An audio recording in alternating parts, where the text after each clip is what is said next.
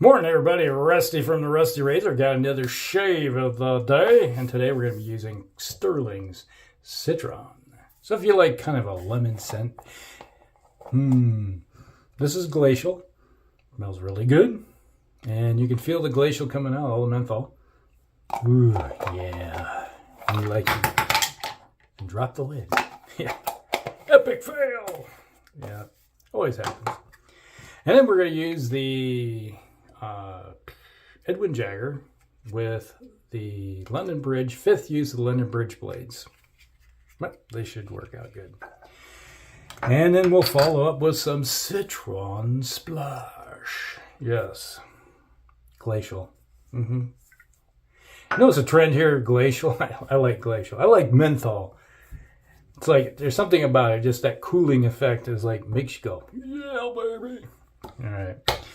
All right, so how's your day going? Mine is, it's like, woke up this morning and it's like I have a Grundig radio in my bedroom, which used to be in the kitchen. We're always listening to the shortwave and everything, but the switches and everything have just gone auto wonky. I can't use the shortwave anymore or the AM anymore. The dial just like will spin out of control sometimes. And then this morning I'm waking up and I'm like, what in the hell is that freaking noise? It whirled its way over to the hip hop station. It's like nothing more motivating to get yourself out of bed to change the dial and listening to hip hop, and you're like, oh my god. It's like nails on a chalkboard. You know, no, not for me. I'm an eclectic kind of guy when it comes to music. Don't like country at all. Goat roper music, not my thing. No. Oh no. Ooh, that's right on my foot. And yeah, then I'm a classic rock, heavy metal kind of guy. Not really into the death metal kind of stuff, but I do like my metal. You know, stuff like Metallica and stuff like that. Even though sometimes you listen to Metallica, it's like later on in their life, they became almost ballad rock. But they've started getting back to, you know, about 15 years ago, I think maybe 20, not with 20. Was it 2005? Was it Saint Anger came out? It was kind of like, okay, you're getting back to your roots again. But yeah, it's like you wake up and you're like, what the heck is that noise? Yeah, it was motivating. I also do like classical music, like Bach. The whole thing was back in the day, Bach, Beethoven, and the Scorpions. There you go. Something about it's like when I was in college, I had a roommate my 1 year. It's like I had my own dorm room. And then my last year in college at the university, it got to the point where they weren't allowing people to have their own dorm solos because, you know, attendance was so high they needed the space. So I had a roommate, and he was kind of a country fan, and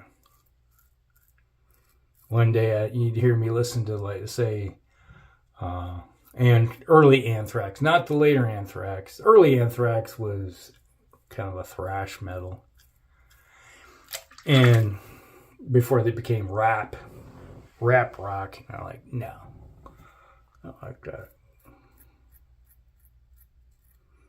And he'd come in, I may have some Metallica in there, or some Iron Maiden or Ozzy, or You know, Judas Priest, Crocus. He playing that stuff all the time. And he's like, I can't see how you can listen to all that stuff. And then one day he'd come in. I'm studying, and I have classical music playing from the local public radio that would always played classical. And he's like, look at me and go, what are you listening to? Classic music. This is Chopin here. It's like, don't you like Mozart? Like, I don't get you. Like, it's the mood, baby. Oh, I love driving him crazy. He would never know what was coming. And as somebody that played on the rugby team, I like to party a lot. If you want to see a bunch of guys that do a lot of stupid stuff, go join a rugby team. Yeah.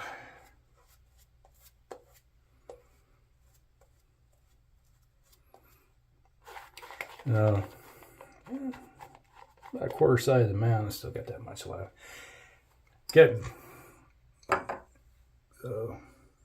Always loved that. Stirling does a great job.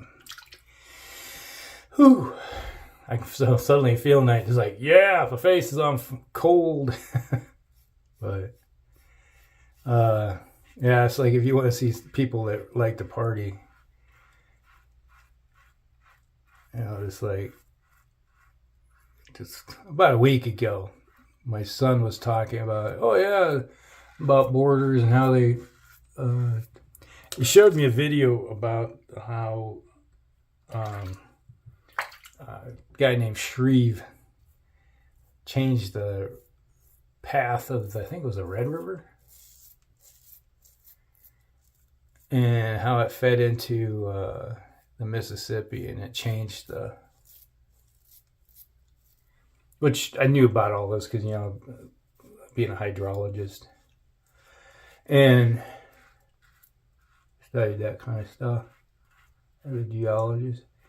And he was like, showed me this video, I'm watching it and everything, and he's like, oh yeah, how rivers meander, you know, it's like, and they create, and he's like, yeah, they meander and they create, you know, oxbow lakes. And he goes, yeah, how do you know? It's like, son, I'm a geologist. I know these things. Hydrologist. He goes, oh yeah, I keep forgetting that. And he said, yeah, it created this place over where part of Iowa is inside of Nebraska. I said, yeah, because it created an oxbow at the time, and it landlocked.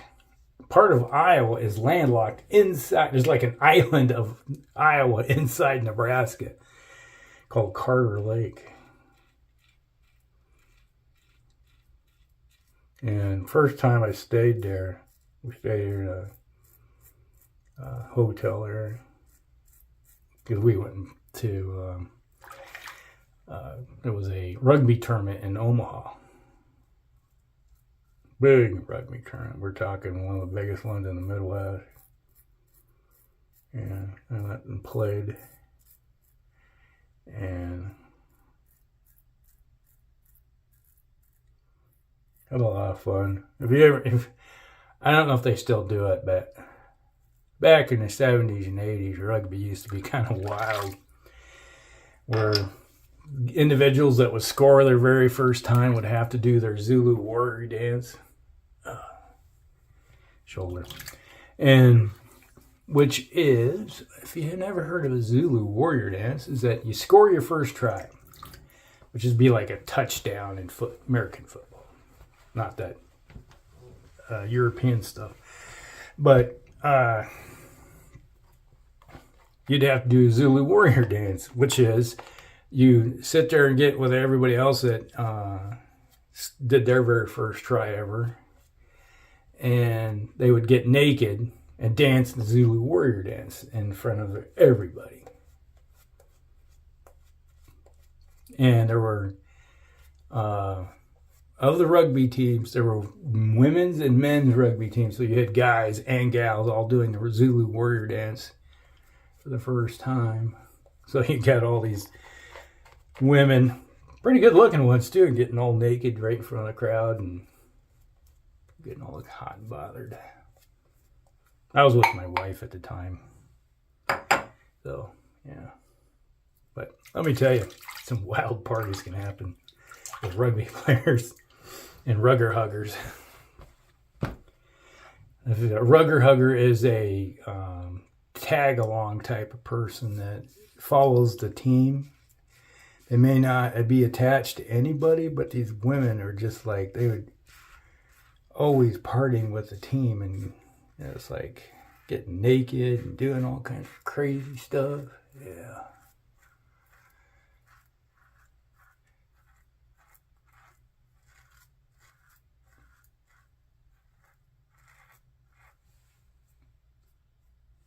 But, yep, it was cool.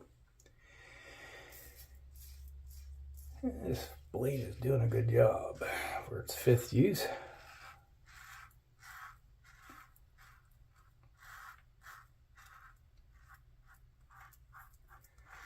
Yeah, so that was the first time I ever stayed there in Carter Lake, the island of Iowa in Nebraska.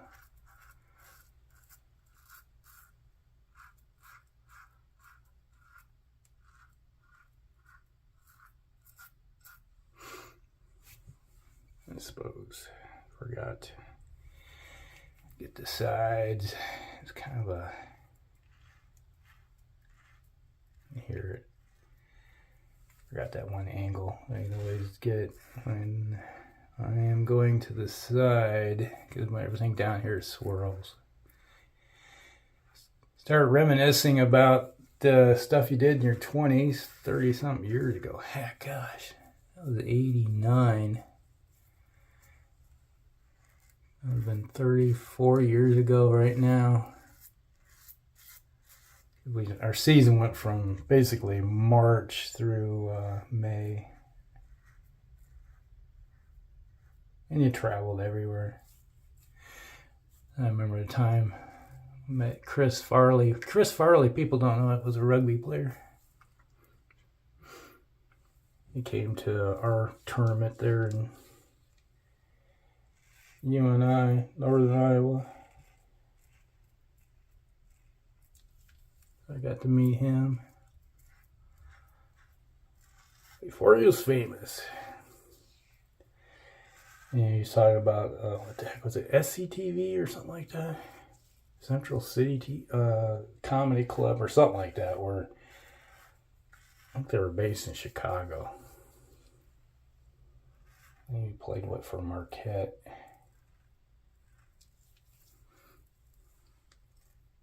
That was funny. He was doing a comedy sketch, basically. Just had us rolling. Just laughing our asses off. Standing on a picnic table in the and it's you know, you have an overhang facility where you, all these picnic tables and undercover, you know, big roof, open air, but you sit there and he's standing on a table. We had entertainment, and he's like, had the mic, and he's just going to town giving us a show. And he's like, hey, catch me on, I'll be on this TV station or something like that. I think it was SCTV. Central, I think it was Central City. Been so long. Where he ended up going on to Saturday Night Live. And then when he was on Saturday Night Live, I was like, hey, I met that guy. Ran into him, literally, on the field. It was like trying to tackle the Stave Push Marshmallow Man.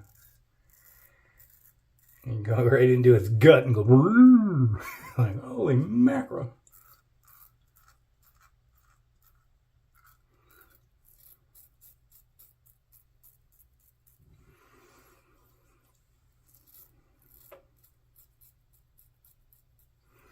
Well, you ever watch Tommy Boy?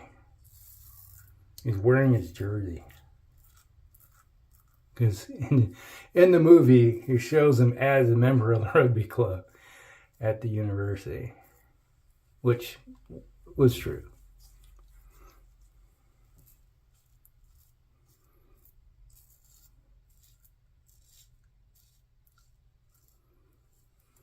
Yeah. All right. I think we're done. Ooh, right there. Just a little bit. Hear that? Go. There we go. I think we're done.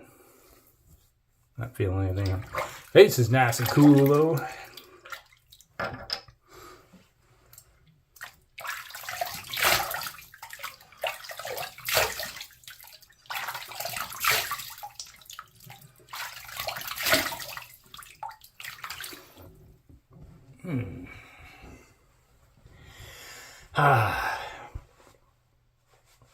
Man, it's refreshing.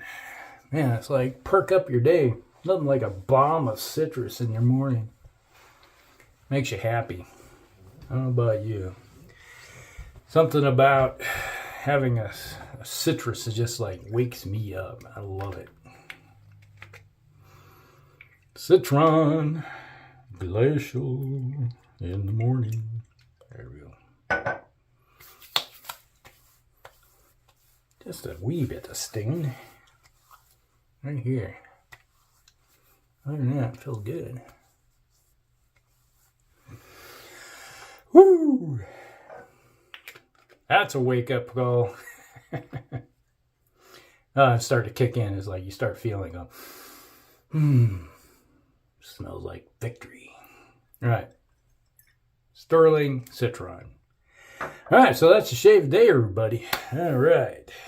That was Stirling Citron soap, followed up with a little bit of fifth use of the London Bridge blades with the Edwin Jagger razor.